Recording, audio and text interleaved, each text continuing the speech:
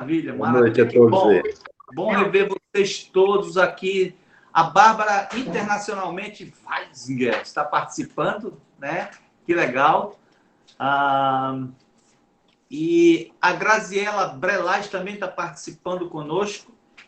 E é uma alegria realmente poder compartilhar com vocês esse tempo com o pastor Jairo Cáceres, né? Pastor Jairo Cáceres, deixa eu passar rapidamente aqui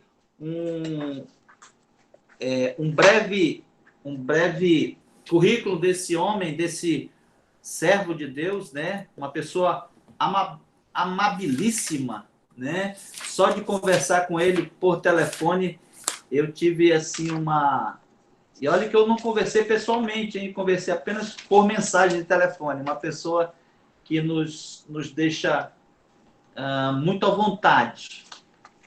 Pastor Jairo Cáceres é casado com a dona Ivanice Ruth Cáceres há 41 anos.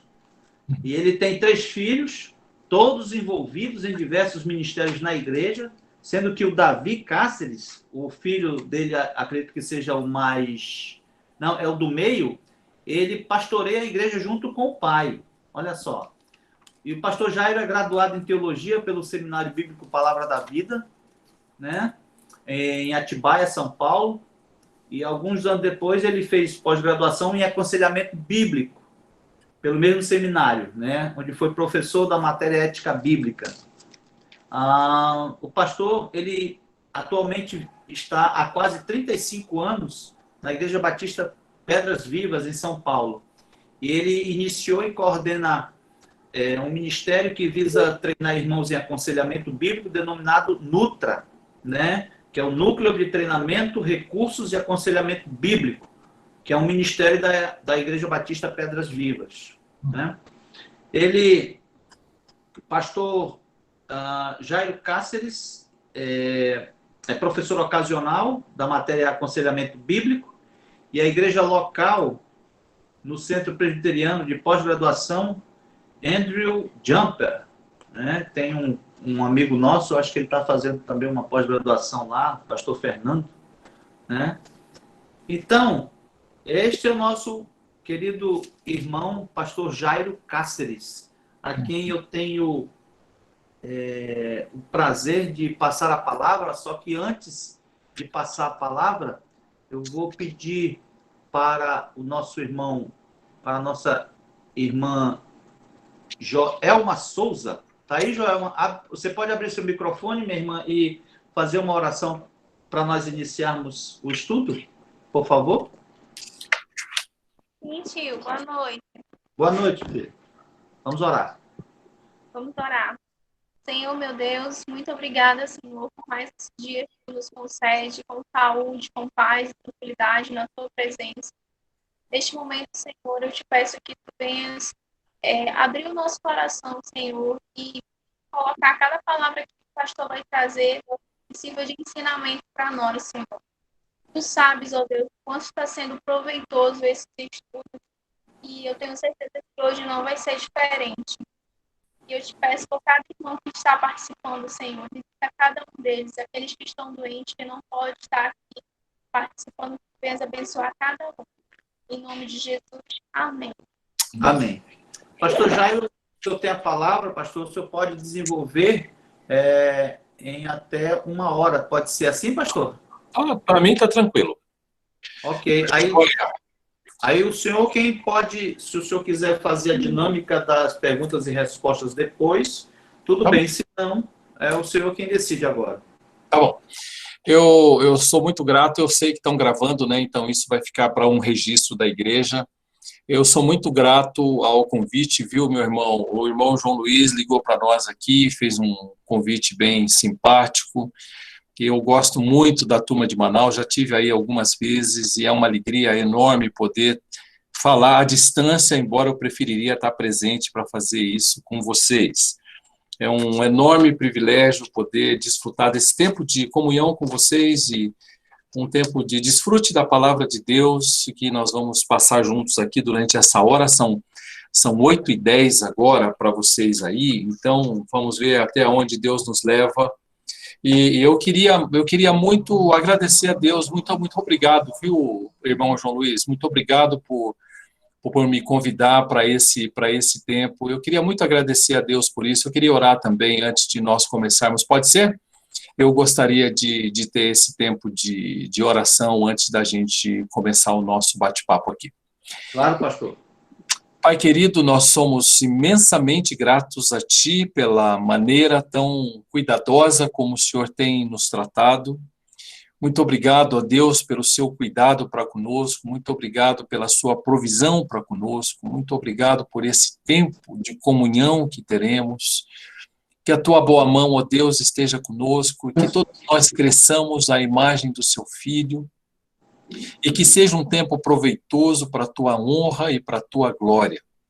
Que o Senhor seja exaltado e que o seu Filho seja exaltado, que a tua palavra seja compartilhada, que o teu nome seja glorificado. Nós oramos a Deus por esse tempo, pedindo que o Senhor edifique essa amada igreja em Manaus, que o Senhor edifique os irmãos que aqui estão e aqueles que não puderam estar, em nome de Jesus. Amém, Senhor. Amém.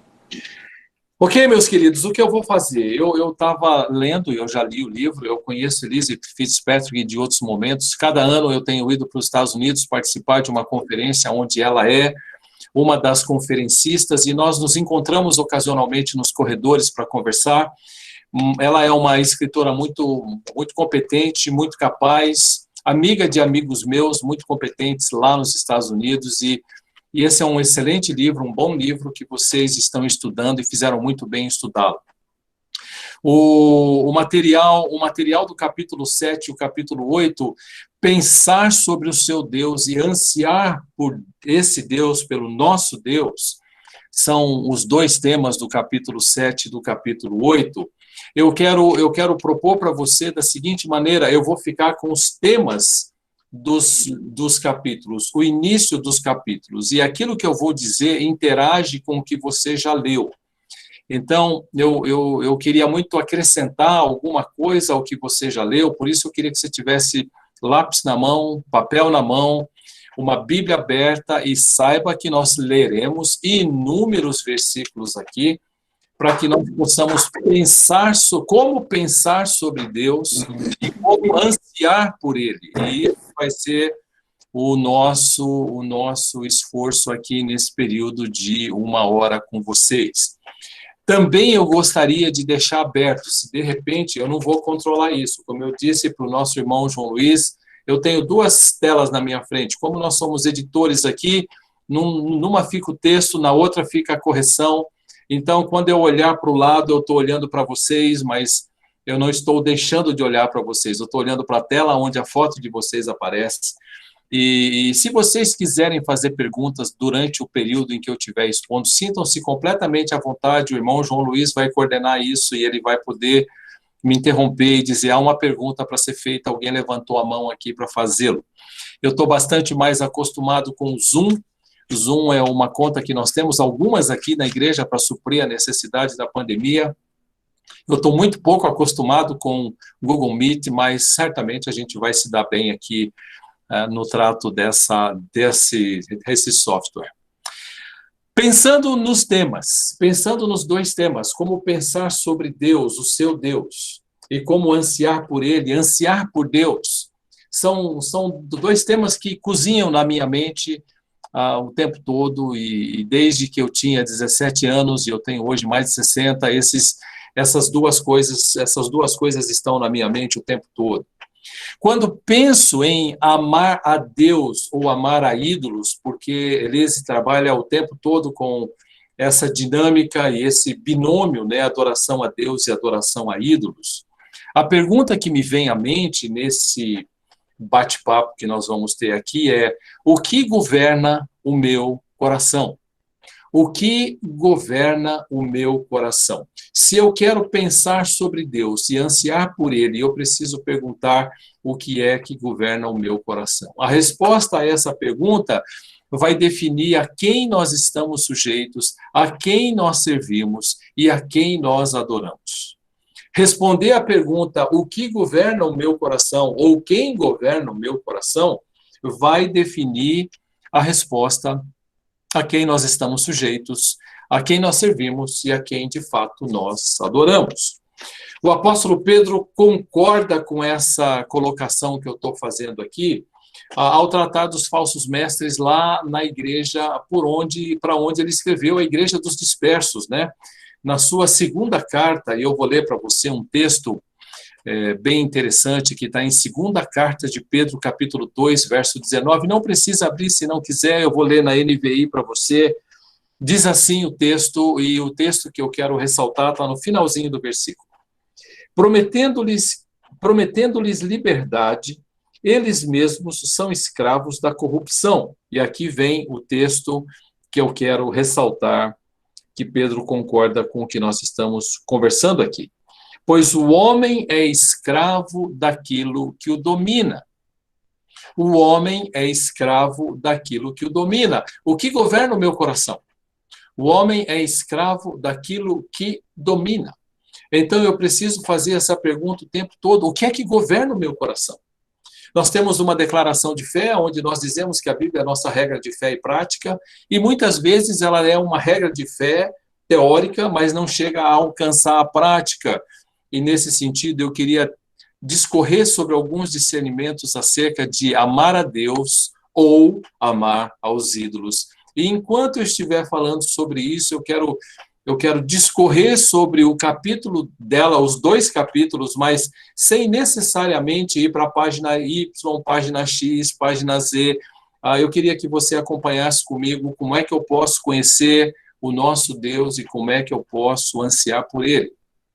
São perguntas ou títulos de capítulos bem interessantes, por sinal. O nosso Senhor nos apresentou 2 mandamentos, dos quais dependem toda a lei e os profetas. E isso está lá no livro de Mateus, no Evangelho de Mateus, capítulo 22, de 36 em diante. Mestre, qual é o grande mandamento? Os fariseus perguntaram, visando pegar Jesus de alguma falha.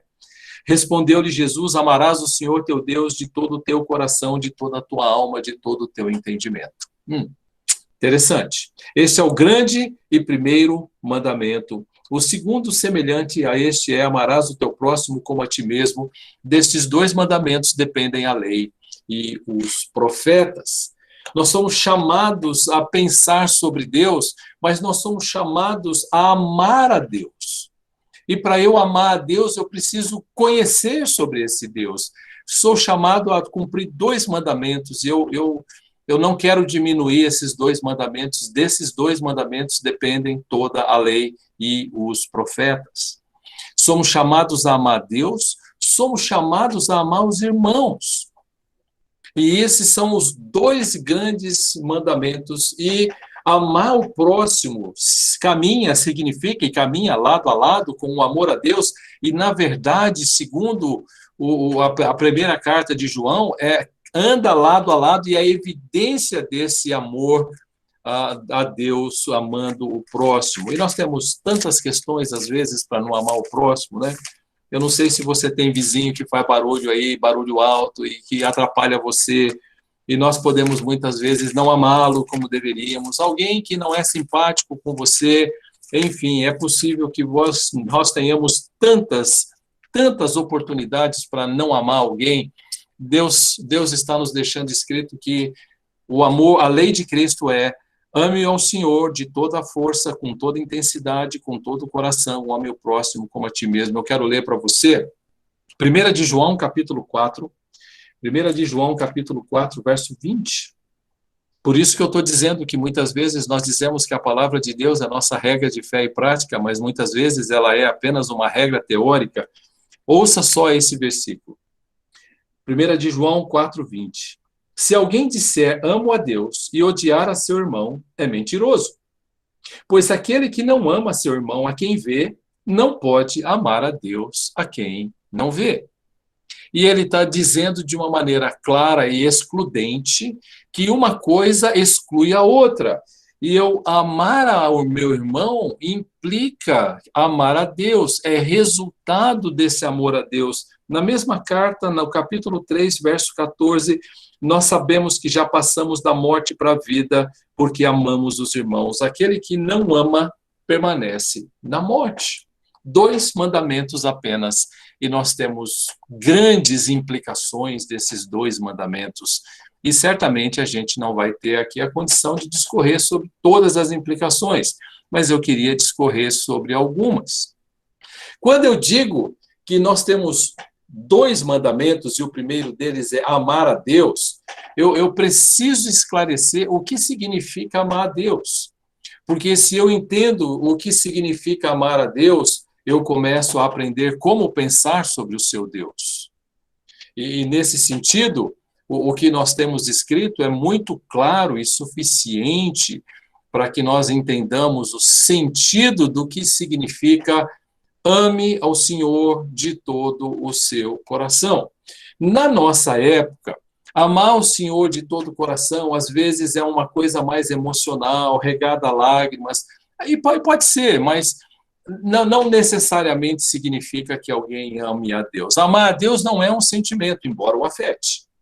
Amar a Deus não é um sentimento, mas ele é afetado pelo nosso amor a Deus. Amar a Deus é uma atitude, é uma decisão, é uma escolha.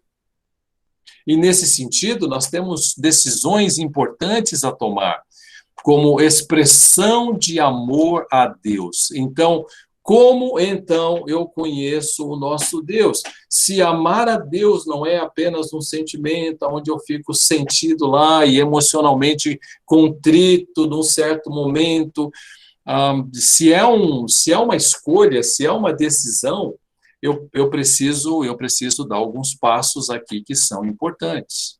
Como é que eu aprendo a pensar sobre Deus? E eu começo a pensar sobre Deus passando, e eu quero dar alguns passar aqui. Eu quero falar sobre vários passar aqui. Passar, e eu quero falar sobre o primeiro passar. Amar a Deus passa por uma escolha consciente acerca de a quem ou a que nós vamos adorar. E passa por uma escolha consciente. É uma escolha, uma decisão, não é uma emoção, é uma decisão. Eu preciso escolher se eu quero conhecer a Deus ou não, e se eu quero aprender a pensar sobre Ele ou não, e se eu quero ansiar por Ele ou não. É uma escolha.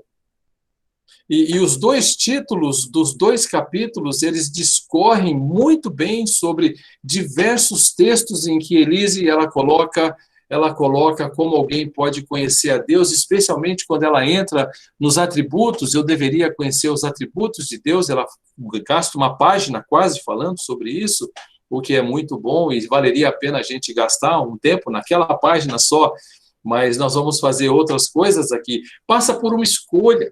Amar a Deus passa por uma escolha. Aprender a pensar sobre Deus passa por uma escolha. Aprender a conhecer a Deus passa por uma escolha. É uma decisão. Josué capítulo 24, versículo 14 e versículo 15, todos nós conhecemos o versículo 15. Todos nós conhecemos a segunda parte do versículo 15, a parte final do versículo 15. Mas nós não conhecemos, ou talvez não lidamos muito com o versículo anterior e o total dos versículos que nós temos aqui. Agora, pois, diz Josué 24, 14. Agora, pois, temei ao Senhor e servi-o com integridade e com fidelidade. Deitai fora os deuses aos quais serviram vossos pais da além do Eufrates e no Egito, e servi ao Senhor. Porém, se vos parece mal servir ao Senhor, escolhei hoje a quem servais. Obediência ao Senhor, conhecer ao Senhor, amar ao Senhor, é uma decisão, é uma escolha. É assim que eu aprendo a pensar sobre Deus. É assim que eu aprendo a ansiar sobre Deus. É uma escolha. Aos deuses, escolhei hoje a quem servais, se aos deuses a quem serviram os vossos pais que estavam da além do Eufrates, ou aos deuses dos amorreus em cuja terra habitais. Porém, eu quero que vocês saibam, Josué disse, eu e minha casa já fizemos uma escolha, já tomamos uma decisão, e a nossa decisão é que eu e a minha casa serviremos ao Senhor. E ele está colocando algo aqui bem interessante, que foge um pouco daquele ambiente mais afetivo, emocional. Ele está trabalhando com a realidade, e a realidade passa por pensar quem é o meu Deus e como é que eu quero viver para Ele e com Ele. Amar a Deus passa por uma escolha consciente de a quem ou a que eu quero adorar. Então, eu preciso fazer essa escolha, e essa não é uma escolha de uma vez, essa é uma escolha de todo dia, é uma escolha de todo tempo. Em todo momento eu vou fazer essa escolha, e em todo tempo, em todo momento eu quero fazer essa escolha. Mas, escolher amar a Deus implica em que exatamente? Bom, eu tenho uma família, a minha família toda, eu sou o único crente da minha família. E toda a minha família, meus irmãos, meus pais que já faleceram, eles faleceram espíritas, e meus irmãos são todos espíritas, com cunhados e cunhadas, e enfim. A minha esposa é a única crente da família dela, né? Todos eles dizem que amam a Deus. E todos eles dizem que buscam a Deus. E todos eles dizem ter um certo respeito quando falam a respeito de Deus, não é? Mas o que a palavra de Deus diz é que quando eu escolho conhecer a esse Deus, quando eu escolho adorar esse Deus, eu preciso aprender a conhecer a palavra desse Deus. E certamente isso vai fazer toda a diferença na nossa vida. E é a diferença que eles não têm na vida deles. Porque, na verdade, eles creem num Deus que não é o Deus das Escrituras. E eles creem num Deus que não tem o nível de justiça que o Deus das Escrituras tem. E o Deus deles também, da minha família, não tem a consciência de que Jesus Cristo morreu para reconciliar com o Pai. Essa consciência eles não têm, porque não têm consciência de pecado também. Mas isso acontece porque eles também não conhecem a palavra de Deus. Portanto, se amar a Deus e conhecer a Deus passa por uma escolha consciente de quem eu quero agradar e de quem eu quero adorar, passa também por uma escolha consciente de conhecer a palavra de Deus. Conhecimento que vem de meditar nela. Então, o livro, capítulo 7, ele diz, conhecer, a pensar, começar a aprender a pensar sobre Deus, sobre o seu Deus. Eu preciso aprender a pensar sobre o meu Deus a partir das Escrituras. Então, você vai ouvir, talvez, um grupo dizendo, Deus é amor, Deus é misericórdia, Deus é graça. Um outro grupo vai dizer, Deus é justiça, Deus é santidade, Deus é fogo consumidor. E Deus, as duas coisas, e uma mensagem equilibrada pregaria as duas coisas. E eu posso exagerar numa, exagerar noutra, e conhecimento da palavra vem por meditar nela. E quando você abre a palavra de Deus no Salmo 1, certamente esse é um salmo tremendamente bem conhecido dos irmãos aí, como dos irmãos aqui. A partir do verso 1, nós temos um texto onde o salmista ele é bastante enfático em como é que eu aprendo a pensar sobre Deus. Eu preciso pensar sobre Deus a partir da palavra de Deus. Bem-aventurado o homem que não anda no conselho dos ímpios, não se detém no caminho dos pecadores, nem se assenta na roda dos escarnecedores, antes o seu prazer está na lei do Senhor, e na sua lei medita de dia e de noite. Ele medita na lei de dia e de noite. E o tempo todo ele está com a sua mente cheia da palavra de Deus, e ele está pensando sobre Deus, ele está conhecendo sobre o seu Deus, como ela coloca aqui no capítulo 7 do livro. Eu conheço a Deus, eu penso a respeito de Deus quando eu penso a respeito da palavra dele. E não tem como pensar sobre Deus se eu fugir da palavra dele. Eu preciso entender que a palavra dele é central para que eu pense o que Deus está pensando e cresça nesse pensar. Isso precisa ficar na minha mente o dia inteiro. E eu não sei aí em Manaus, mas eu sei aqui de São Paulo, existe uma dicotomia, muitas vezes, dentro dos lares. E a dicotomia é, nós temos um momento de lazer que nós vamos sair, nós temos um momento de devocional que nós vamos ficar. Nesse momento de devocional é o momento que nós vamos ficar totalmente voltados para a palavra, e o resto do dia eu posso viver minha vida. E, na verdade, isso aqui em São Paulo é uma realidade em muitas famílias, não deveria ser dessa forma. E por que não? Esse conhecimento precisa ficar fixado no meu coração. Eu já vou explicar para você aonde e quando e de que maneira isso deveria ser processado. Quando eu abro Deuteronômio capítulo 6, e quando eu vejo o verso 4, ouve Israel, o Senhor nosso Deus é o único Senhor, o Shema. Amarás, pois, o Senhor teu Deus de todo o coração, de toda a tua alma, de toda a tua força. Estas palavras que eu te ordeno estarão no teu coração. E ele está dizendo de que as palavras que ele está passando para aquele povo devem estar no coração de Moisés, e Moisés está dizendo isso ao povo. Ou seja, eu aprendo a pensar sobre Deus, e eu penso e cresço no meu pensar sobre Deus, quando o meu olhar se debruça para a palavra dele, e eu fico com aquilo no meu coração, ruminando a palavra dele. Não só num momento, mas em muitos, e já já eu chego nos textos que nós queremos para falar sobre isso aí. Conhecer a Deus e pensar sobre Deus e amar a Deus passa por conhecer a palavra, meditar na palavra, trazer essa palavra para que eu fique ruminando na minha mente o tempo todo, e então eu vou obedecer essa palavra. Aquele que tem os meus mandamentos e os guarda, esse é o que me ama. João 14, 21. Esse é o que me ama. E nós estamos aqui falando de que o amor a Deus, o conhecimento de Deus, a devoção a Deus passa por obediência a uma palavra que eu preciso conhecer. É assim que eu cresço no meu pensar. E é isso que a Elise diz no capítulo inteiro dela, com várias alternâncias de, às vezes, pensando em crescer no ídolo, às vezes no Senhor, e ela vai trabalhando com essas alternâncias. Mas o amor se evidencia pela obediência, pelo conhecimento da palavra, pela devoção ao Senhor, que eu já vou mencionar, e pelo fato de que eu guardo os mandamentos no meu dia a dia. E eu estou crescendo, e você vai falar, puxa vida, como é que eu faço isso na prática? E eu tenho algumas maneiras de fazer isso daí na prática. Passa também por ter prazer na lei do Senhor. O mesmo Salmo 1 diz, antes o seu prazer está na lei do Senhor. Eu tenho prazer em gastar tempo com ela.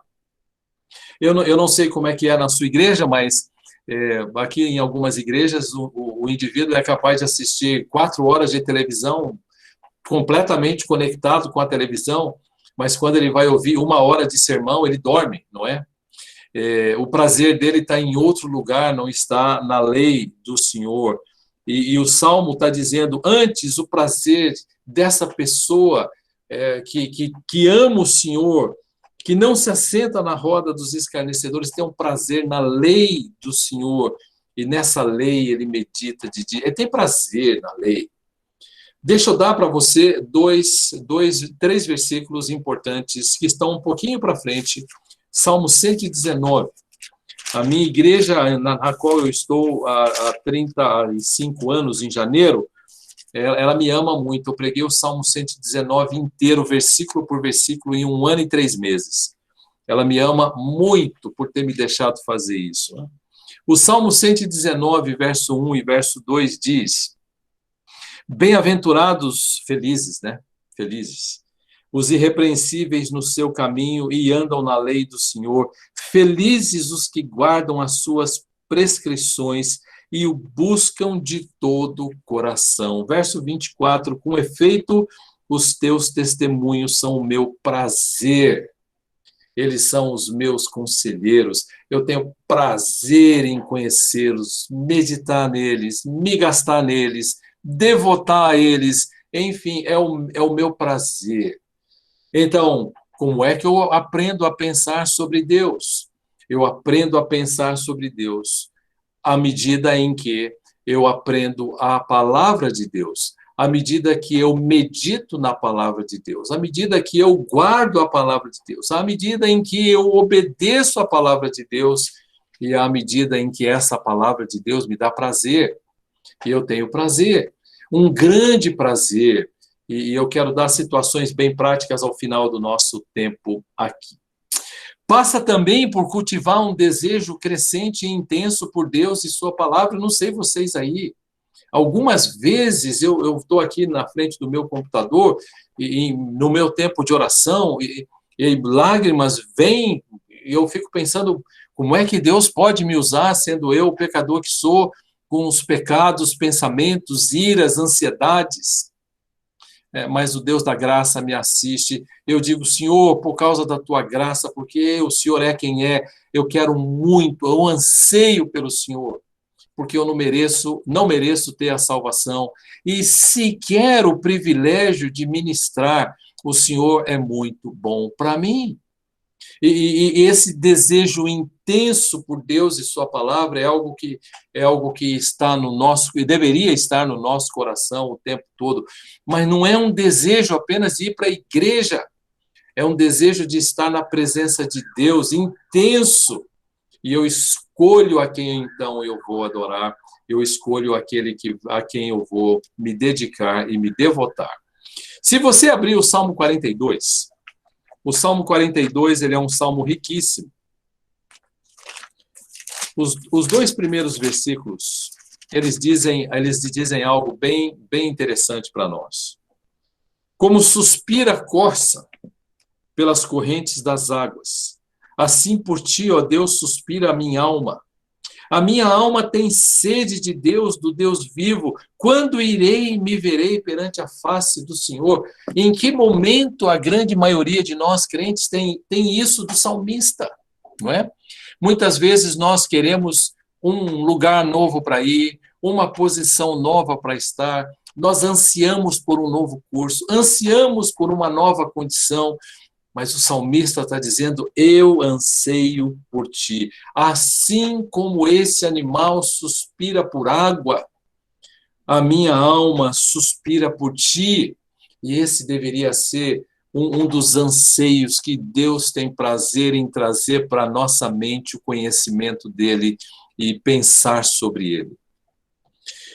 Ele diz, a minha alma tem sede de Deus, do Deus vivo, e muitas vezes nós temos sede de muitas coisas, muitos desejos idólatras passam em nosso coração, e David Livingstone, ele tem uma frase em que ele diz alguma coisa do tipo, trazendo para um português aqui para nós, eu não quero me devotar a nada que não sirva no reino de Deus, eu não quero me dedicar e nem me consumir por nada nesse mundo que não seja útil ao reino de Deus. E nós gastamos muito da nossa energia, muitas vezes, ansiando por uma posição, por uma função, o que é legítimo, mas não deveria estar no mesmo patamar do anseio por Deus, em momento nenhum. Nós deveríamos querer partir.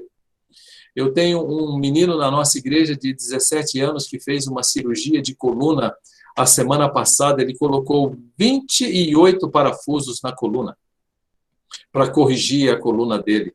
Nunca mais ele vai poder jogar bola com os colegas como ele jogava. Nunca mais vai poder jogar tênis, vôlei, basquete, nada. Corridas, ele vai poder fazer uma vida. E alguém perguntou, nossa, mas isso é terrível, não é, pastor? Eu disse, não, isso vai fazer com que ele deseje o céu. E, de alguma maneira, vai fazer com que ele não goste tanto do tempo presente e não ame tanto esse mundo.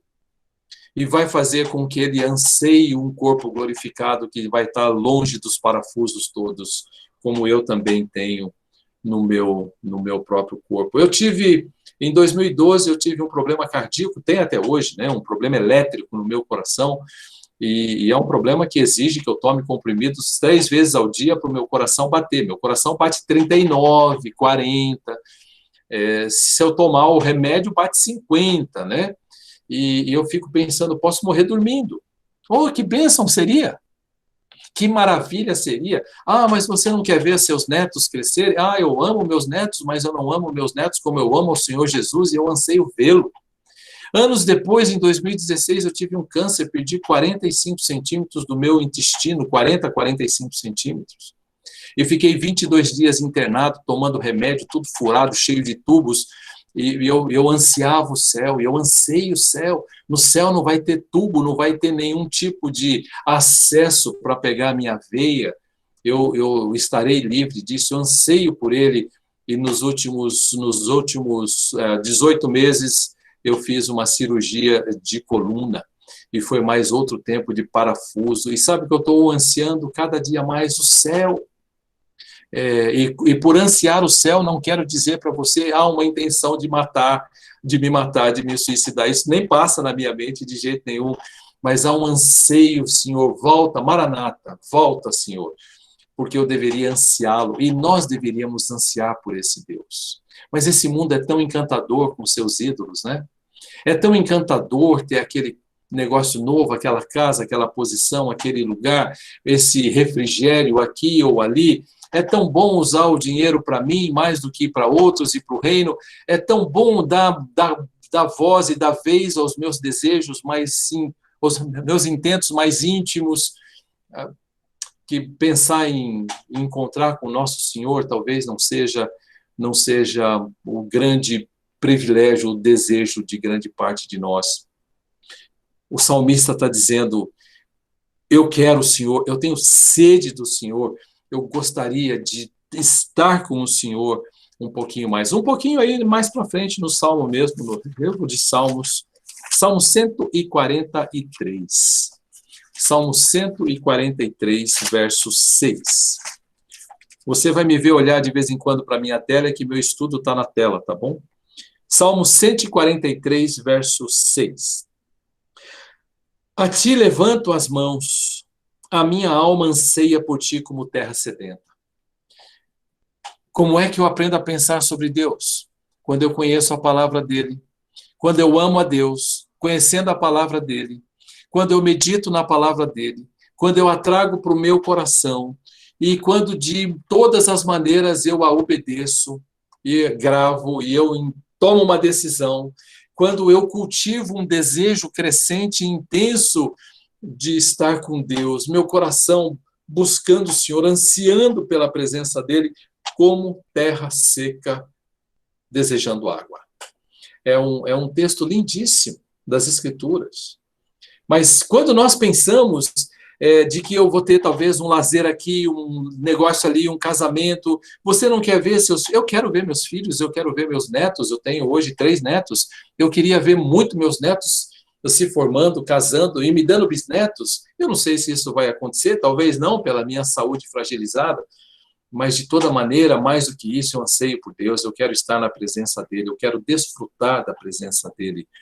E eu não vejo o dia em que isso vai acontecer, eu espero ansiosamente por isso, para que o Senhor me leve para a presença dele, onde eu vou poder contemplá-lo. Passa por trazer a memória todo dia. Bom, e agora chegou um ponto bem prático aqui.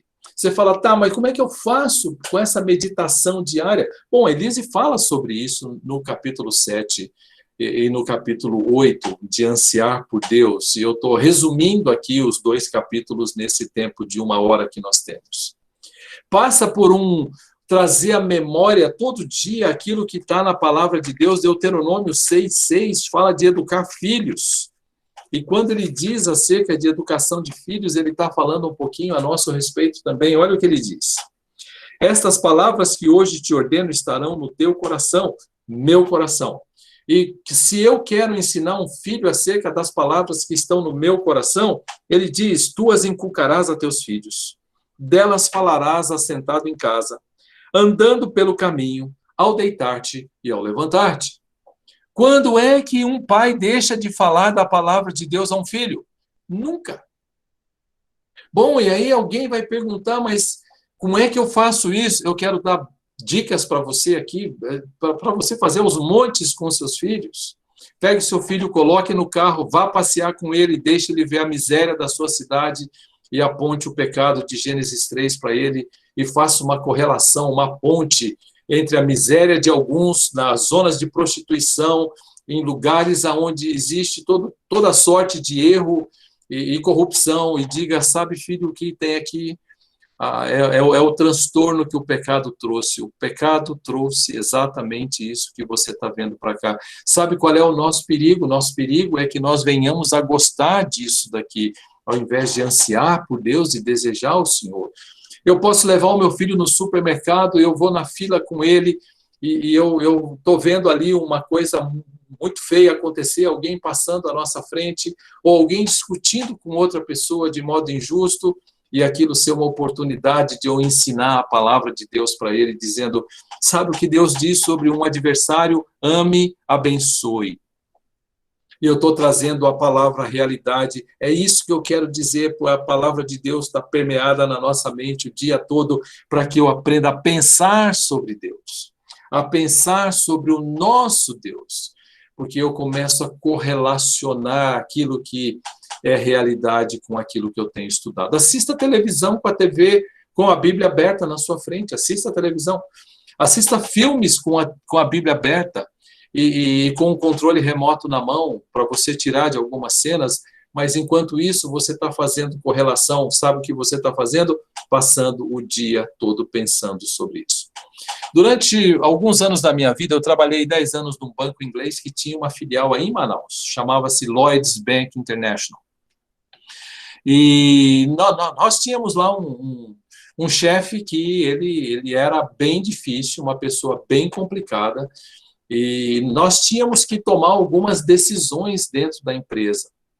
E dentro do banco havia muita mentira, havia muita corrupção também. Então, eu tomei uma decisão de não fazer parte de nada daquilo para manter o meu emprego.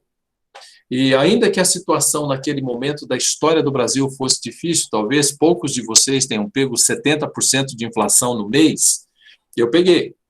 E era o período que eu estava casando, não é? 40 anos atrás, 30%, 40% de inflação mês era baixo, né? É uma coisa bem difícil para nós. E eu fui chamado a mentir, dizendo lá que uma pessoa não estava quando ele estava, e eu disse, eu não faço isso com você. Na minha mente, eu estou com a palavra de Deus fervilhando aqui, porque eu não quero pecar contra Deus. Eu quero agradar o Senhor, eu quero adorar o Senhor, eu não quero adorar o Deus da facilidade, o Deus que me dá uma humana e enganosa garantia de que eu vou me manter empregado. Quem me sustenta é o Senhor, e aquilo está na minha mente o tempo todo, porque eu medito na palavra dele e a repito. Quando vai para o trabalho, coloque, ao invés de você ficar ouvindo noticiários sobre política, sobre o que aconteceu lá no Supremo Tribunal Federal, enfim, coloque um tipo Spotify, um pendrive ou um CD, não sei como é que funciona muitos carros hoje, mas ouça uma mensagem, ouça músicas que tenham mensagem, ouça uma mensagem, vai enchendo sua mente o tempo todo para que na hora que for requisitado você possa dizer exatamente isso para o seu filho também. Deixe o seu filho ver você orando em casa. Deixe o seu filho, a porta aberta para que ele enxergue. Deus está dizendo, as palavras que hoje te ordeno estarão no teu coração. Anseie por Deus, ame o Senhor. Anseie por Deus, ame o Senhor. E dedique-se a Ele, dedique-se a Ele. Durante 32 anos de ministério da minha vida aqui, eu morei numa casa muito simples. Essa casa que eu estou agora nada tem a ver com a casa que eu vivi a vida inteira. Uma casa que era tão estragada, que um dia parou um carro na porta e eu disse para o motorista, o senhor pode me deixar, por favor, entrar na minha casa? E ele pediu perdão para mim, desculpa, dizendo, pensei que a sua casa estava abandonada, desculpe, eu não queria parar aqui na frente, eu pensei que a casa estava abandonada. Eu vivi 32 anos nessa casa. 32 anos, a grande maioria da parte da minha vida nessa casa foi com 3 filhos e um bom período, 20 e tantos anos no pastorado da minha igreja. E me perguntavam, você não quer uma casa melhor? Eu fico me perguntando, por que alguém quer que eu queira uma casa melhor? Eu quero estar com meu Deus. Se Deus me permitir uma casa melhor, eu terei, mas eu não vou comprometer minha renda, nem a minha integridade, nem meu salário, nem nada por causa de uma casa. Eu quero viver uma vida em paz, melhor é um prato de hortaliça com ele o amor existindo do que um boi cevado e com ele o ódio. E um coração cheio de preocupações. Eu, não quero. Se o Senhor me permitiu viver aqui, está excelente. Aí a igreja entendeu que depois de 30 anos de ministério, poderia me dar uma casa, e me deu uma casa maravilhosa. Eu moro numa casa muito boa hoje, mas nunca procurei. E sempre me satisfiz com a provisão dele. Eu preciso pegar tudo aquilo e ensinar o meu filho. E meus filhos foram ensinados nesse sentido, muitas vezes, a ficar satisfeitos com a provisão de Deus numa casa em que dormiam 3 no mesmo quarto, um quarto pequeno, cheio de mofo, em que não tinha como evitar. Era assim, é a vida, é a vida. E então eles estão aprendendo a ficar contentes, e eu já vou chegar nesse ponto também. Passa por trazer à memória o dia todo dia, sentou na mesa para conversar. Então nós vamos conversar sobre o quê? Política? Olha que grande momento! Um jantar com a família toda junta, é um grande momento de nós pensarmos sobre o nosso Deus. Mas eu só vou fazer isso se eu tiver mergulhado na palavra antes. Eu só vou fazer isso se eu tiver a palavra gravada no meu coração. Naquele momento é um momento em que eu posso me dedicar àquela conversa longa, de talvez jantar, não de 15 minutos, para ir logo ver o que está passando na rede social. Jantar de 1 hora, 45 minutos, 1h30, onde a família fica reunida, conversando com prazer ali, assim, não é? Um falando com o outro, cheio de alegria, com a palavra na mente. O tempo todo fazendo correlação entre o ensino e aquilo que está acontecendo na vida. É um exercício para os filhos, é um exercício para nós. Também amar a Deus e conhecer o nosso Deus passa por manter vivo na mente os atributos de Deus na dinâmica diária. Deus não sabia que eu teria um câncer? Ah, sabia. E como foi bom passar aquele período no hospital. Como foi bom entender que há um Deus amoroso gerindo um plano perfeito na nossa vida. Como foi bom ver a família entendendo que depende do Senhor e não do pai nem do marido. Isso é excelente, passa por ter à mente os atributos de Deus. Salmo 139 nos enche do atributo dele de soberania, de controle, de domínio, não é? E eu estou ali pensando, nada que acontece na nossa vida acontece sem que Deus, de alguma maneira, tenha conhecimento ou tenha o controle dessa situação. Nada. E eu estou compartilhando isso com a família. Então, eu perdi o meu emprego. Vários aqui em São Paulo tiveram seus salários diminuídos. Eu imagino que aí também, nesse período de Covid. E nesse período de Covid foi um teste para muitas igrejas.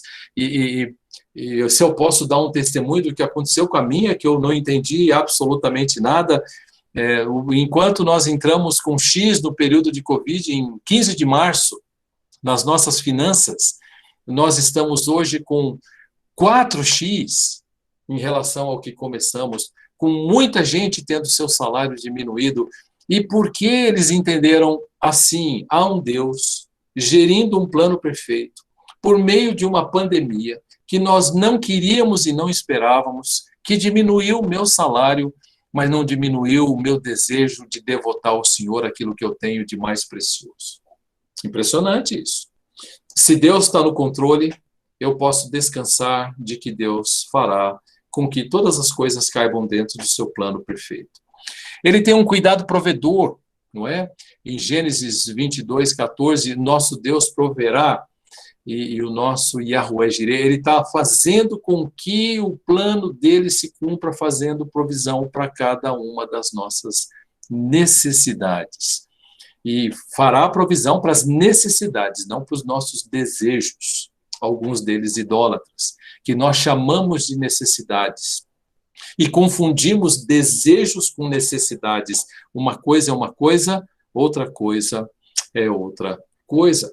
O Senhor está conosco o tempo todo, e eu tenho aconselhado uma moça, e se vocês pegarem aí o DVD no qual eu falei na PCB anos atrás, eu contei a história de uma moça que foi abusada, e ela perguntou para mim onde estava Deus. Estava lá naquele momento, supervisionando, de uma maneira que eu não posso entender, mas estava lá. A minha mente está cheia de um Deus soberano. Em todo o tempo, tudo tem correlação com esse Deus. Eu já tive 2 carros roubados, já fui assaltado mais de uma vez, E eu estou olhando para isso e pensando, há um Deus, a minha mente está cheia do pensar sobre Deus em todo o tempo, há uma correlação entre o que eu creio, o que eu estudei, o que eu medito, o que eu anseio e a realidade. E nesse sentido, eu posso descansar no fato de que os atributos de Deus vão cuidar de mim. Eu sei a quem eu quero adorar. Por isso que conhecer a Deus, aprender a pensar sobre Deus, passa por aprender a palavra dele, desse Deus, e não de outra forma. Quanto mais eu conheço da palavra de Deus, mais eu anseio por ela. Quanto mais eu conheço sobre Deus que deixou revelado seu plano nessa palavra infalível, suficiente, mais eu desejo estar na presença desse Deus. Não ameis o mundo, nem as coisas que há no mundo, porque as coisas que há no mundo passam, são passageiras. Não ameis o mundo. Aquele que ama o mundo não tem o amor de Deus. A amizade do mundo não é a amizade de Deus. E nós temos a palavra de Deus nos enchendo de realidade. Passa por entender que nós não somos deste mundo. E gastamos tanto tempo com agendas desse mundo, não é? Recentemente, uma moça na minha igreja disse, saiu da igreja, inclusive, disse, a nossa igreja não é relevante porque ela não participa das causas modernas de Black Lives Matters, por exemplo. Eu disse, deveríamos. O que o Senhor Jesus diz é que existe um mundo e existe um outro mundo. E o nosso Senhor, ele está dizendo para nós algo que é bem interessante. Vós sois cá de baixo, João 8, 23. Vós sois cá de baixo, eu sou lá de cima. Vós sois desse mundo, eu deste mundo não sou. Nós não somos desse mundo também. Se você abrir em João 17, 15 e 16, não somos desse mundo também. Eles estão no mundo, mas não são do mundo. E pode ser que nós fiquemos encantados demais por esse mundo, por algumas carreiras e por algumas realizações, e eu passe a adorar aquilo que me traz um prazer temporal e deixe de adorar aquele que tem a eternidade nele.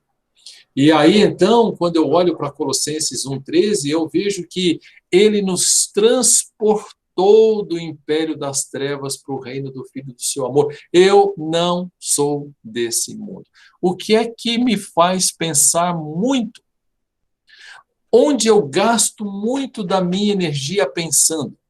Eu penso muito sobre o que me chama tanto a atenção que eu gasto tanto tempo pensando a respeito. Ouça só o que o apóstolo Paulo escreve aos Filipenses, capítulo 3, verso 19 e verso 20. O destino deles é a perdição, o Deus deles é o ventre, e a glória deles está na sua infâmia. Ou seja, eles se gloriam daquilo que deveriam se envergonhar, né? Visto que só se preocupam com as coisas terrenas.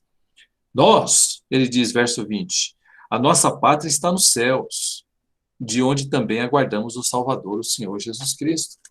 Ele está dizendo, ali está a nossa pátria, lá um cântico que eu sei que você conhece, está o meu tesouro.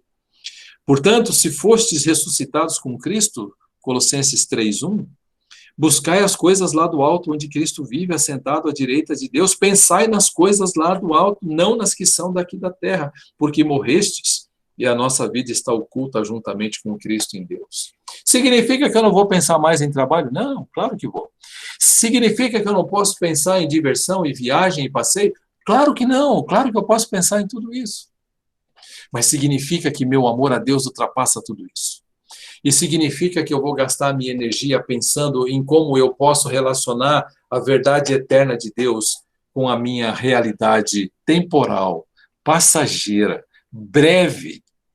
E de que maneira eu posso fazer com que isso aconteça. Isso significa que aquele que escolhe adorar a Deus tem um foco predominante, não é único, nas suas cogitações, naquilo que tem valor eterno.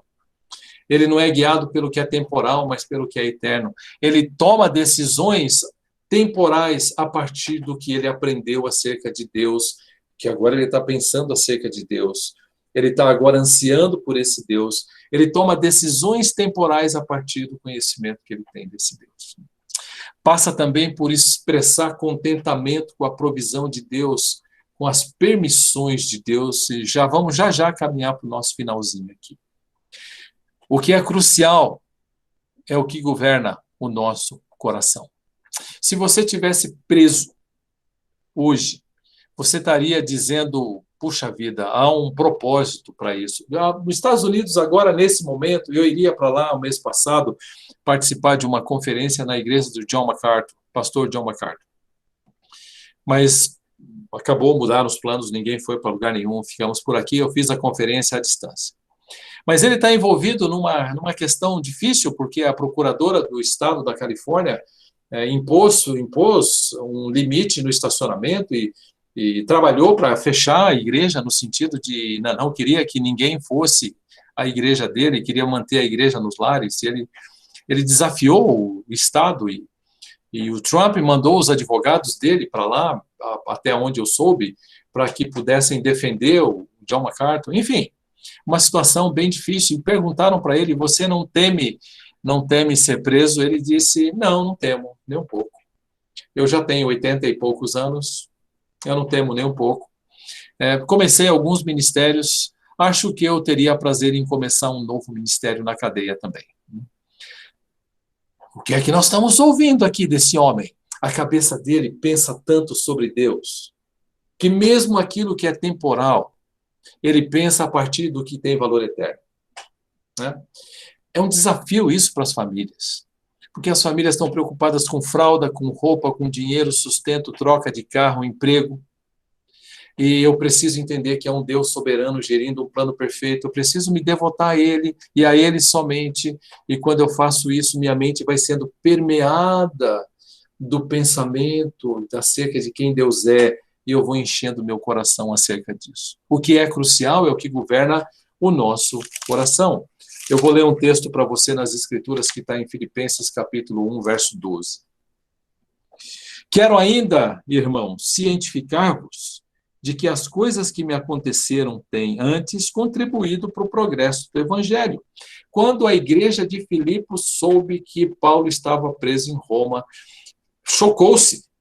E ele então escreve para a igreja dizendo, queridos, minha prisão, que é temporal, ela contribui para o progresso do Evangelho, que é eterno. Ele aprendeu a pensar sobre Deus.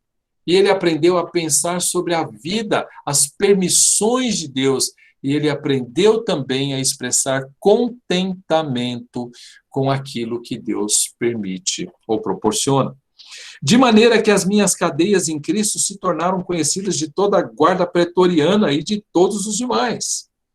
E a maioria dos irmãos, estimulados no Senhor por minhas algemas, ousam falar com mais desassombro a palavra de Deus. Alguns efetivamente proclamam a Cristo por inveja, outros, porém, o fazem de boa vontade. Estes, por amor, sabendo que estou incumbido da defesa do Evangelho. Aqueles, contudo, pregam a Cristo por discórdia, insinceramente, julgando suscitar tribulação às minhas cadeias. Todavia, o que importa? Uma vez que Cristo, de qualquer modo, está sendo pregado, quer por pretexto, quer por verdade, também com isto me regozijo. Sim, sempre me regozijarei. Eu aprendi a viver contente, ele diz isso um pouco mais à frente, em Filipenses 4, 11 e 12. Aprendi a viver contente em cada situação. Eu expresso isso. E eu coloco isso. Agora, olha só, nesse momento tem um membro da minha igreja aconselhando uma mulher que teve um filho com síndrome de Down e ela não está sabendo lidar com isso. Ela tem 2 outros filhos e o terceiro filho que veio com síndrome de Down e ela disse, como é que Deus me deu um filho assim? Eu não consigo lidar com essa situação. E eu tenho ajudado essa moça a aconselhar essa mulher, dizendo, ensine a amar a Deus a tal ponto que vai amar a provisão de Deus e vai ficar satisfeito com a provisão de Deus. E ela vai ficar contente com a provisão de Deus. Pense que ajude essa mulher a ensinar o amor de Deus para essa vida, para que Deus possa ser honrado nessa vida. Enfim, eu preciso aprender a viver contente com qualquer situação. E isso passa, por isso que eu comecei dizendo que muitas vezes, quando nós afirmamos que a Bíblia é regra de fé e prática, quando chega o momento da prática em que a dureza se apresenta, a dificuldade se mostra, muitas vezes a nossa fala expressa o que está no nosso coração e a quem nós queremos adorar e por quem nós ansiamos e pelo que nós ansiamos, não é? Contentamento de Asaf, lembram de Asaf, Salmo 73? Ele chegou num ponto que ele invejou tanto os ímpios que ele disse, eu queria ser eles, eu queria ser um deles, eu queria viver com a fama deles, com a riqueza deles, enfim, eu queria fazer isso daí. Mas sabe o que ele diz no Salmo 73, verso 25, 26 e 28? Quem mais tenho eu no céu? Não há outro em quem me compraza na terra. Olha que conclusão ele chegou. Gastei tanto tempo querendo ter a vida daquele ímpio, a riqueza daquele ímpio, a casa daquele ímpio, a fama daquele ímpio, as pessoas seguindo aquele ímpio. Sabe que conclusão cheguei? Eu estava embrutecido, era como um ignorante, um irracional à tua presença. Verso 22. No verso 25, quem mais tenho eu no céu? Ah, Senhor, eu anseio o Senhor. Eu anseio o Senhor. Não há outro em quem me compraza na terra. Ainda que minha carne, meu corpo, e o meu coração, minha alma, desfaleçam, Deus é a fortaleza do meu coração e a minha herança para sempre. Quanto a mim, bom é estar junto a Deus. No Senhor Deus ponho o meu refúgio para proclamar todos os seus feitos. Aquilo que cremos acerca de quem Deus é, como nos relacionamos com Ele, e a maneira como ansiamos por Ele e por Sua palavra, é reforçado nesse ambiente diário comunicado aos filhos, também por meio do currículo oculto da família. E uma casa sempre vai ter pregado nas paredes, ou talvez na biblioteca, ou dentro de casa, aquilo pelo qual alguém ou uma família é dominado. O que domina os diálogos do pai, da mãe, ou mesmo dos filhos, revela o que domina a mente de cada um. E é isso a quem certamente, ou muito provavelmente, se adora. O que se busca com intensidade dentro de casa revela o que domina o coração e, por conseguinte, a quem se adora. O que se enfatiza para os filhos revela muito se estamos com uma mente focada no que tem valor eterno ou se nós estamos treinando nossos filhos para aquilo apenas que é temporal. Eu comecei com uma pergunta hoje, vou terminar exatamente em 1 hora do nosso bate-papo aqui. O que domina o nosso coração? Como é que eu penso sobre Deus? O quanto eu anseio por esse Deus? Isso é uma escolha, nós começamos por aí. Uma escolha que passa por conhecer a palavra de Deus, por trazê-la ao nosso coração, por ter prazer nessa palavra de Deus, por ficar satisfeito com a provisão de Deus. Enfim, nós estamos ansiando como terra seca, e essa é uma decisão que eu preciso tomar. Durante muitos anos eu fui para a Palavra da Vida da aula, dei aula lá no seminário por mais de 20 anos, e o seminário está a mais de 60 quilômetros daqui. Então eu tinha que fazer uma escolha, ou eu vou nesse trânsito maluco que eu tenho aqui, que eu demorava 1 hora para sair da minha casa até o começo da estrada, e o que eu vou fazer? Ficar olhando para o trânsito e me enraivecendo? Ou eu posso gastar esse tempo orando. Eu posso gastar esse tempo ouvindo. Eu posso gastar esse tempo meditando, trazendo à minha mente o pensar sobre Deus. Muito do crescer do conhecimento de Deus, do pensar sobre Deus, muito do crescer em adoração a Deus ocorre dentro do currículo oculto da casa. Estou escrevendo sobre isso. O currículo oculto da casa. Toda casa tem um currículo oculto. E sabe o que acontece? Acontece que um pai ou uma mãe muitas vezes verão seus filhos fugindo daqui ou dali, eles não têm responsabilidade, é responsabilidade dos filhos, mas muitas vezes eles vão dizer, eu ensinei para o meu filho ir para a igreja todo domingo, levei meu filho todo domingo, mas dentro de casa tem um currículo oculto, não é aquilo que eu ensino, é aquilo que eu sou, é aquilo que eu vivo, não é aquilo que eu proclamo, é aquilo que eu expresso, e ele absorve isso. Toda a família, a minha família, a sua família tem um currículo oculto. O que é que está nesse currículo oculto? O que é que se conversa de modo predominante? O que que se deseja de modo predominante? O que que se anseia de modo intenso? Como eu faço considerações com as notícias de jornal? Que tipo de comentário eu faço de irmãos da igreja, não é? Se os meus comentários refletem, quando eu assisto o noticiário, uma teologia equilibrada, falamos de irmãos dentro de casa, enfim, há um currículo oculto que diz o quanto meu coração anseia o Senhor como terra seca. Assim como a corça anseia pelas águas, meu coração anseia por ti, ó Deus. Salmo 42, Salmo 143, 6. E isso precisa ocupar minha mente. Você diz, tá, como é que eu faço isso? Então, eu estou dizendo, primeiro, eu tomo uma decisão de amar a Deus unicamente, de todo coração, de toda alma, de todo entendimento. Eu vou para a palavra dele, eu me dedico à palavra dele, eu decoro a palavra dele, eu internalizo a palavra dele e o dia inteiro eu fico pensando sobre ela. E o meu pensar vai se enchendo do próprio Deus, porque vai se enchendo da palavra dele.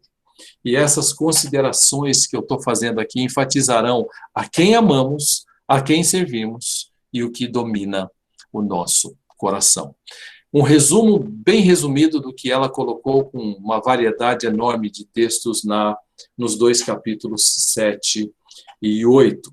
Eu estou devolvendo aqui a palavra para o nosso irmão João Luiz, para que ele conduza, se tiver perguntas, para que eu possa ajudar você a responder nesse momento aqui. Pastor, muito obrigado. Até agora, realmente estávamos ansiosos realmente por escutar o irmão, né? E que bom que tudo que foi dito aqui está preenchendo, né? Muitas necessidades nossas, né? Muitas necessidades nossas. Então, já temos aqui, acho que a Jéssica e o Vivaldo. Jéssica, esposa do Vivaldo, tem ou é pergunta ou é consideração. Você pode abrir o seu microfone, Jéssica ou Vivaldo, por favor, e pode fazer a pergunta ou alguma colocação, por favor. Boa noite. Boa noite. Um pouquinho mais alto, por favor. Tá dando para ouvir agora? Tá melhor? Tá. Melhorou, agora já. Primeiro eu quero agradecer, né, o estudo. E, na verdade, a gente não tem nenhuma dúvida. A gente fez uma brincadeira com o João Luiz, mas eu vou fazer, sim, uma colocação. Eu achei bem interessante, pastor Jairo, que o senhor colocou, dando o seu exemplo a respeito de nós buscarmos ter uma mente sempre alimentada com a palavra de Deus em todas as circunstâncias, independente daquilo que acontece, porque quando a gente está com o trabalho ali, correndo bonitinho, os nossos filhos obedecendo, há uma certa tranquilidade na nossa vida, de certa forma, é fácil a gente compreender as coisas, é fácil a gente a gente acaba não observando os ídolos que a gente tem no coração, né? Mas quando a gente passa por essas situações de dificuldade, como o senhor colocou, achei interessante colocar a questão do que teve carro assaltado, enfim, várias situações, e a gente enche a nossa mente com a palavra de Deus, assim, se torna, de certa forma, como o senhor colocou, um ensino para a gente de observar de verdade aquilo que predomina no nosso coração, né? Se realmente todo o nosso temor, toda a nossa devoção está voltada a Deus, independente da circunstância, ou de buscar as coisas desse mundo. Porque, geralmente, quando a gente passa por dificuldade, aí passa por exemplo, eu quero um emprego melhor, aí a gente acaba tendo essa volatilidade de ir para buscar, né, os ídolos. E, assim, quando a gente está com a mente cheia da palavra de Deus, e a gente reconhece a vontade soberana de Deus, independente da circunstância, realmente é algo assim que Deus usa para moldar a nossa vida, né? Sem dúvida, você tem toda a razão, a irmã tem toda a razão. Eu não contei aqui que quando eu comecei a pastorear a minha igreja hoje, com a molecada toda lá, nós somos quase 400, mas eu, quando comecei, eram 40. E no primeiro ano de seminário, 40 membros, que eu fui dar aula no seminário, houve uma divisão, 13 foram embora, imagina, eram 40 não, eram um pouco mais, ficaram 40 e poucos, dos 13 que saíram. Eu tive aí um período de quase 2 anos, 1 ano e meio, pelo menos, sem nenhum salário, não sei nem como eu vivi. Deus trouxe sustento para nós o tempo todo. Mas sabe, irmã, o que foi mais interessante foi ver a reação dos filhos depois que eles cresceram. Eles cresceram sem ter tudo que os colegas tinham. Eles não podiam ter o tênis, não podiam ter as viagens, não podiam ter as roupas. Hoje, todos eles dizem, pai, como aquilo foi bom para nós. Porque, de todas as maneiras, eu aprendi a valorizar a provisão de Deus. E Deus cuidou de nós de tal forma que nós podemos dizer hoje, vivemos e podemos viver com muito pouco. E não precisamos de muito para viver a nossa vida. O que nós mais queremos, muitas vezes, é atender os nossos desejos idólatras, não é? Então, eu quero mais. Aí tem uma frase num dos nossos livros, O Segredo do Contentamento, em que perguntaram para um grande homem rico conhecido, é uma frase que aparece ali, quanto você precisa para ser feliz? E ele disse, um pouco mais, um pouco mais. Nós já somos felizes, estamos supridos. Minha mente está repleta da palavra de Deus, quer dizer, é o que deveria ser, né, em todos os nossos momentos aqui. Hoje eu vivo um outro momento, mas hoje que eu quero dizer é os últimos 5, 6 anos. Até aqui eu estou com 63 anos, imagina, durante toda a minha vida, foi uma vida bem apertada, bem limitada, bem simples. Os meus filhos dão graças a Deus pelos limites. Graças a Deus. E eles dizem, como foi bom não ter as coisas que os outros tiveram. Eu aprendi a dar valor e me agradar do que eu tinha. Poxa, isso para um pai é uma alegria enorme ouvir de um filho mais tarde, quando ele cresce. Não cresceu com raiva, não cresceu frustrado, não cresceu com algum rancor, houve lá um problema tomado como psicológico, nada, cresceram felizes, alegres. É um privilégio ter uma situação assim, onde os filhos fazem isso. Por isso que vale a pena a gente investir, né, irmã? Naquilo que tem valor eterno, ainda que eu vá tomar decisões temporais, trabalho, carro, saída, lazer, filhos. Ainda assim, minha mente vai estar permeada com aquilo que tem valor eterno. Muito obrigado. Legal. Alguma outra colocação de alguém mais? João? Pastor Jairo? Sim. Lá em Jeremias, diz que enganoso é o coração mais do que todas as coisas e desesperadamente corrupto quem o conhecerá? Pois é. A minha pergunta é possível mudar esse coração? E quais as práticas eu devo ter para mudar esse coração, se for possível? Eu não mudo meu coração, né? Eu não posso mudar o meu coração. O meu coração é mudado pelo Espírito de Deus na vida de todo aquele que crê em Cristo Jesus. Ele pode ter o coração mudado, sim. A santificação é progressiva, né, irmã? A santificação começa lá quando você se converte, e naquele momento você está com todos os seus pecados, aí você vai crescendo, vai conhecendo a Deus e vai jogando fora o lixo da vida. São decisões que eu tomo. Então, eu posso dizer para você que algumas disciplinas são bem simples. Ore em todo o tempo, não só num momento devocional. Ore em todo o tempo. Estude a sua Bíblia em um momento que seja formal, onde você vai sentar numa mesa, vai abrir a tua Bíblia com um caderno do lado e vai conhecer desse Deus que eu falei aqui. Em seguida, decore versículos, decore porções, decore partes e vá trazendo a memória, e durante todo o dia, e em todo o tempo que você estiver na rua, no carro, saindo em algum lugar, traga à memória aquilo que te dá esperança, como diz Lamentações. enche a sua mente com aquilo. Isso vai tornando a sua mente permeada pela palavra de Deus e você vai, de modo crescente e intenso, desejando conhecer mais e mais desse Deus. Então, eu diria para você que você pode reconhecer os seus pecados diante de Deus. Existe um processo para eu crescer aqui.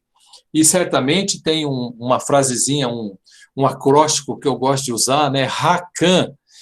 Eu preciso reconhecer os meus pecados. Eu preciso me arrepender dos meus pecados. Eu preciso confessar os meus pecados, abandoná-los e novos caminhos. Racan.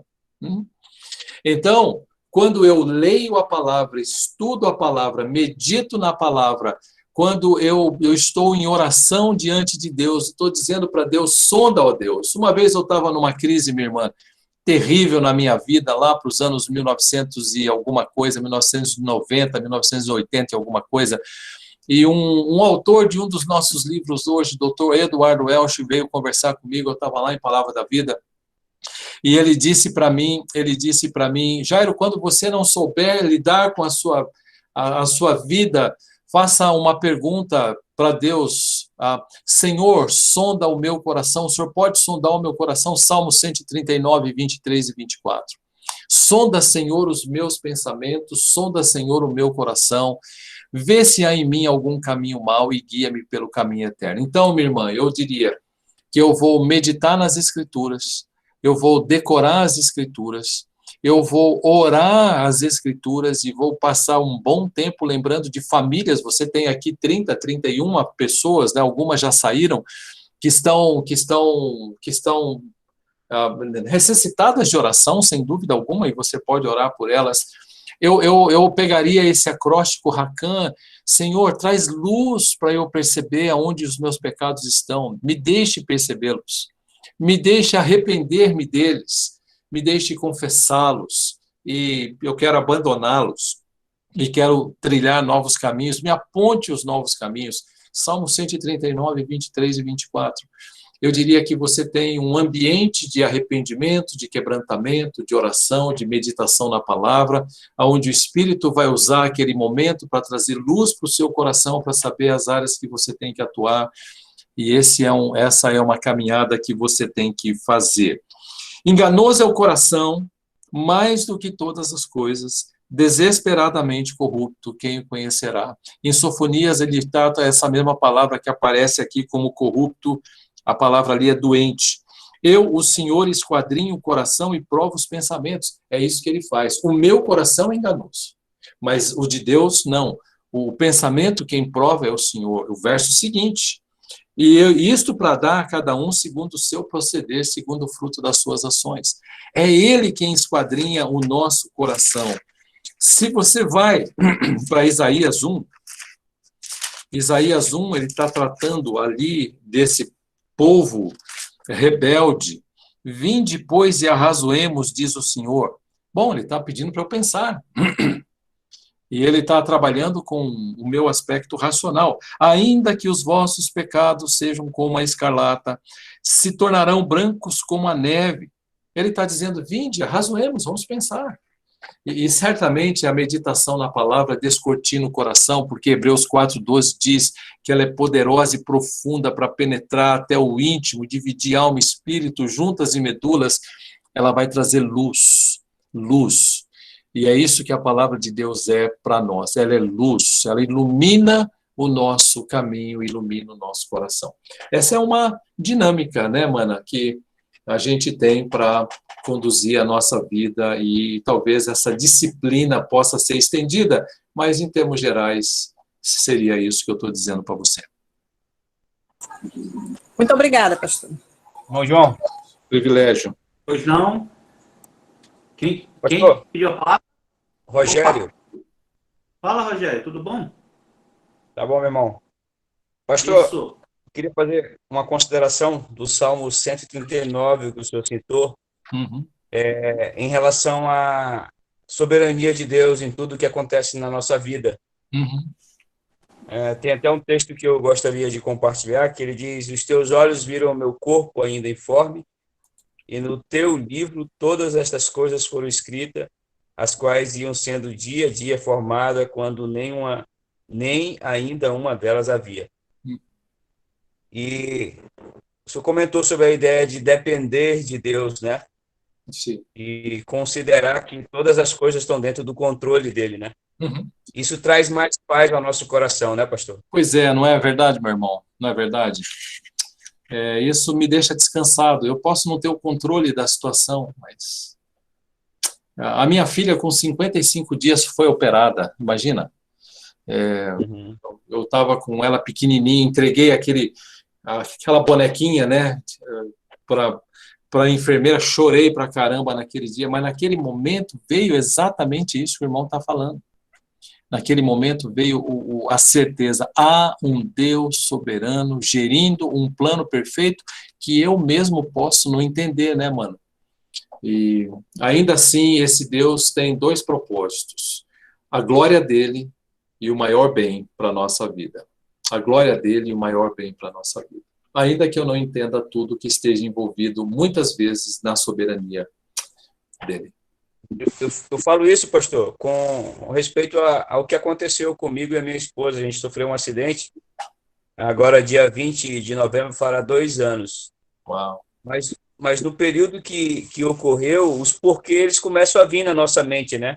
Uhum. E esse texto ele foi muito, muito preciso, porque ele fez a gente consolar em Deus que tudo está dentro do controle dele. Uhum. Estava escrito quando eu nem formado ainda estava. Então, isso me trouxe mais paz, me fez eu pensar com um propósito em Deus e saber que agora eu não estava vendo, mas Deus lá na frente iria esclarecer tudo. O que não esclarecesse, me fazia consolar nele. Que Então, bom. isso me trouxe paz. Aleluia. Que bom, irmão. Que Deus continue mantendo tua mente focada nos atributos dele, que nós nem consideramos aqui. E é bem interessante. Muito obrigado, viu? Obrigado, pastor. Obrigado, irmão Luiz. Ei, João. Eu acho que travou ali o João Luiz. Oi, câmbio. Alô? Voltou? Voltou, pastor? Voltou. Câmbio. Positivo e operante. Estou em QAP por aqui. Mas estou interessado. A gente estava comentando um detalhe importantíssimo aqui com a minha esposa. Nós estávamos tratando sobre isso hoje pela manhã. E pensar sobre Deus. Pensar sobre Deus, ou seja, as nossas palavras, né? Encharcar nossa mente da palavra, né? Aí eu escrevi aqui, né? Coisas que o senhor ia falando, eu ia aprender, guardar, obedecer, ter prazer, tudo na palavra de Deus, né? Porque como nós somos levados à distração, né? Pois é. Como, né? É muito mais fácil nós nos distrairmos, às vezes, do que até... Pois é. Eu tô aí com o apóstolo Paulo, viu? Ele diz assim: mas eu receio que, assim como a serpente enganou a Eva com a sua astúcia, assim também seja corrompida a vossa mente e se aparte da simplicidade e pureza devida a Cristo. Nós temos tantas distrações nesse mundo, né? Tantas distrações, né? Não ameis o mundo, nem as coisas que há no mundo. Eu posso ganhar dinheiro aplicando? Pode, mas não ame isso, nem confie nisso, não dependa disso. Dependa do Senhor. Minha é a prata, meu é o ouro. Eu posso ter coisas melhores do que eu tenho? Pode, mas não confie nisso, nem coloque nisso a sua alegria, o seu contentamento. Fique feliz com a provisão de Deus, louve ao Senhor por causa disso, mas não deixe o teu coração nisso, não é? Então, o irmão está certo, Nós temos muitas distrações perigosas. Poxa, mas nós temos um exemplo aí, né? Tendo a palavra na mente, ela vem, o esclarecimento vem rápido, né? Por isso que ele diz: lâmpada para os meus pés, Salmo 119, 105. A tua palavra, luz para os meus caminhos. Ele diz no Salmo 27, o Senhor é a minha luz. Jesus diz: eu sou a luz do mundo. Ou seja, a ideia de iluminar é uma ideia muito forte nas Escrituras, e é isso que a palavra de Deus faz. Tá, eu queria compartilhar também e dizer uma coisa para o Rogério, né? Aí, Rogério, eu queria te testemunhar porque eu mudei muitas coisas que aconteceram na minha vida, e os irmãos da igreja sabem muito bem disso. Eu mudei a pergunta de por quê e mudei para quê. Né? E isso tem nos ajudado bastante ao longo dessa caminhada cristã, viu? Uma dica aí, Rogério, muda a pergunta. Ao invés de por quê, para quê. Beleza? Obrigado, irmão. Tá certo, querido. Obrigado. Tá certo. Pastor, não sei, essa moça bonita que abriu o vídeo dela aí, chama-se Joelma, tá? Quando ela abre o vídeo assim, ela quer perguntar ou ela quer fazer uma colocação, viu? É uma preciosidade da nossa igreja. Aleluia. Que Deus preserve. Olá, Joelma. Olá, Joelma. Essa é a filha dela. Boa noite, pastor. Obrigada pela oportunidade, tio. Eu só queria comentar que uma palavra que o pastor disse, eu fiquei pensando bastante, e eu até escrevi aqui no meu caderno. Eu coloquei assim: precisamos entender que há um Deus soberano gerindo um plano perfeito. E isso é uma grande verdade, porque quando o pastor fala que devemos encher a nossa mente daquilo que é de Deus, se nós enchermos realmente da palavra de Deus, nós não teremos como pensar que Ele sempre vai estar no controle de todas as coisas. Então, a partir do momento que a gente deixa de pensar nele, a gente passa a ser mais idólatra do que já somos, porque a gente passa a encher a cabeça com as coisas do mundo, com as coisas que realmente são passageiras, que perecem. É isso mesmo, você tem toda a razão. O mundo e a palavra de Deus são mundos excludentes. Aonde um entra, o outro sai. Entende? Aonde um entra, o outro sai. Então, quanto mais você colocar a palavra de Deus, mais você empurra a sua velha natureza para fora, o velho modo de pensar para fora. Você expulsa de você aquilo que são os ranços da velha natureza que ficam em nós. Né? Muito bom. E fazer realmente a palavra de Deus a nossa fé de regra e prática, né? Eu achei bem interessante só falar que às vezes a gente faz só de regra, a gente não pratica. Não é de prática. O que nós cremos muitas vezes não é o que nós exercemos muitas vezes. Embora pensemos em Deus, o que eu estou tentando dizer aqui há uma maneira mais profunda de pensar em Deus, de ansiar por Deus. Pastor, obrigado, Joelma. A minha cara metade quer fazer uma pergunta, ou então, por favor. Eu só quero, o que eu estava lembrando aqui, né, de quando a Joelma estava falando aqui de encharcar a mente, né, da gente ocupar o nosso pensamento, eu lembro que cada módulo que nós vamos fazer na BCB, eu sempre fico preocupada na hora de sair de lá e voltar para casa, né, porque eu digo, a nossa cabeça está aqui, tá? A gente é bombardeado durante todos aqueles dias com um monte de informação, aprendemos um monte de coisa, e agora, quando a gente voltar, aí dá vontade de ficar, parece que você tem vontade de ficar numa bolha só com aquelas informações, mas aí a gente tem que voltar e com a nossa mente presa, com os nossos pensamentos presos naquilo que nós aprendemos, para poder colocar em prática e exercitar, né, tudo aquilo que foi colocado para nós. E é muito bom a gente saber que sempre lembrar que temos um Deus que cuida de nós o tempo todo e que Ele supre todas as nossas necessidades. E como disse o seu marido, né, nós temos muitas distrações, eu posso pegar todo aquele conteúdo e deixar numa caixinha lá, né? Eu posso fazer com que ela invada todo o meu coração. É isso aí. Pastor, nós temos a escolha, né, pastor? Escolha. A escolha, né? Escolha. Escolhei hoje a quem se faz. Escolhei hoje a quem se faz. É uma escolha. Adoração é uma escolha. Né? Pois como já dizia um colega seu, pastor, no estudo passado, né, você tem que escolher entre o galardão futuro e o prazer imediato. Escolha. Entre o que é temporal e o que é eterno. É isso aí. Exatamente, é isso. Pastor Jairo, nós temos também presente conosco o nosso querido pastor Fernando Souza. Pedia que o pastor Fernando Souza abrisse aí o seu microfone. Olha só! Ele com barba branca, esse isso aí, olha só. Jairo, eu te aprecio tanto que eu estou tentando deixar a barba branca. Certamente você é um mentiroso de carteirinha, não para Deus. Ai, ai, ai. Que bom te ver, meu irmão. Que bom. Eu não sabia relacionar esse Fernando Souza com você. Eu pensei que não.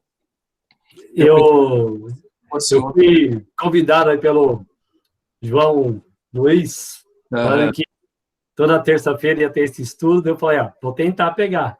Aí, então, participei semana passada, e sabendo que era você hoje, cheguei um pouquinho atrasado, porque eu estava na igreja lá, na transmissão online, mas prazer poder te ouvir. Igualmente, querido. Acompanhando. Igualmente, tenho sabido que você está em Tupã, meu filho falou para um grupo da sua igreja recentemente, né? E que Deus continue te abençoar aí, viu, mano? Deus continue abençoando o teu ministério firme aí, enfim. Ou seus futuros ministérios, não sei, não é? Isso aí. Pois é. Aqui em Manaus a gente também chama, a gente se trata por mano e mana. É mano e mana, é mano. Fernando é mano. Valeu, mano. É isso aí, mano. Olha aí, ó. Os amazonenses aí, ó. Tudo. Aí, mano. Valeu, mano. Amigos queridos aqui, quem conversa comigo aqui nem me trata de pastor, me trata de mano. Ô, mano, ótimo. E a família, Fernando, tá bem? Sim, estamos bem, graças a Deus.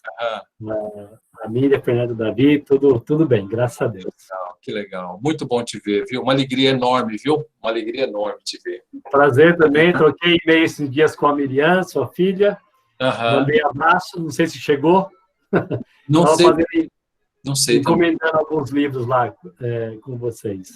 Você está encomendando? Chegou? Você mandou para ela? Já recebi.